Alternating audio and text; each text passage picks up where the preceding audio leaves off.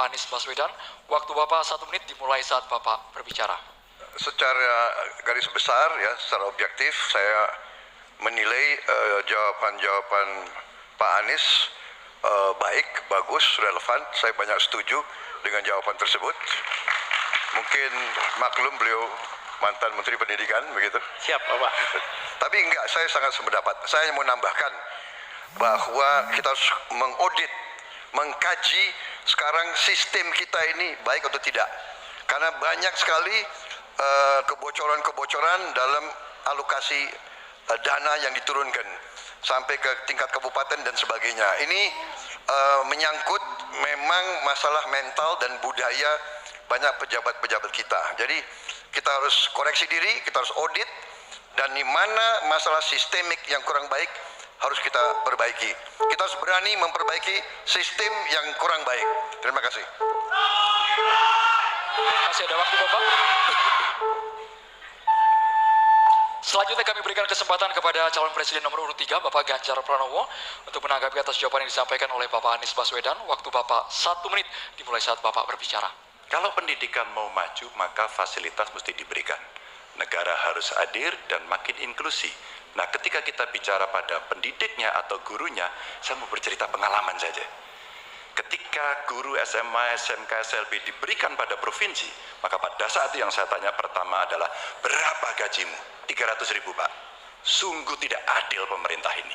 Maka pada saat itu saya sampaikan, kasih gaji sesuai UMP yang ada di Jawa Tengah, UMK yang ada di Jawa Tengah, tambah 10%.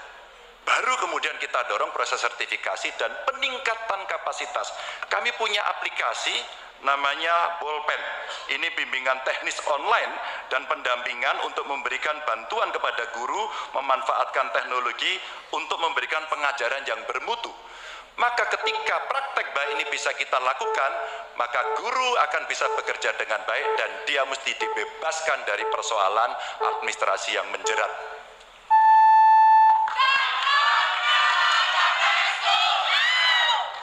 Selanjutnya, calon presiden nomor urut 1, Bapak Anies Baswedan, untuk merespon tanggapan dari calon presiden nomor urut 2 dan juga calon presiden nomor urut 3.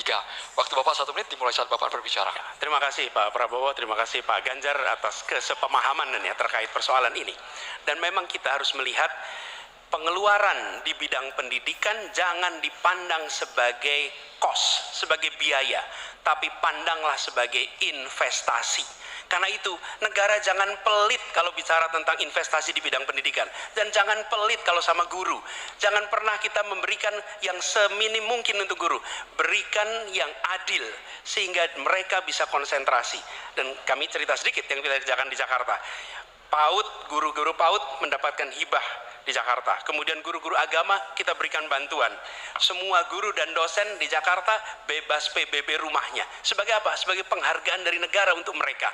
Jadi kita berikan dukungan kepada guru dalam artian status, dosen juga begitu, kemudian penghasilannya dan kehormatannya. Pandang ini sebagai investasi untuk Indonesia menjadi negeri yang tercerdaskan. Terima kasih. Baik, hadirin dan juga pemirsa, kita beralih ke calon presiden nomor urut 2, Bapak Prabowo Subianto. Kami mohon kepada panelis untuk mengambil undian subtema di dalam fishbowl. Kami persilakan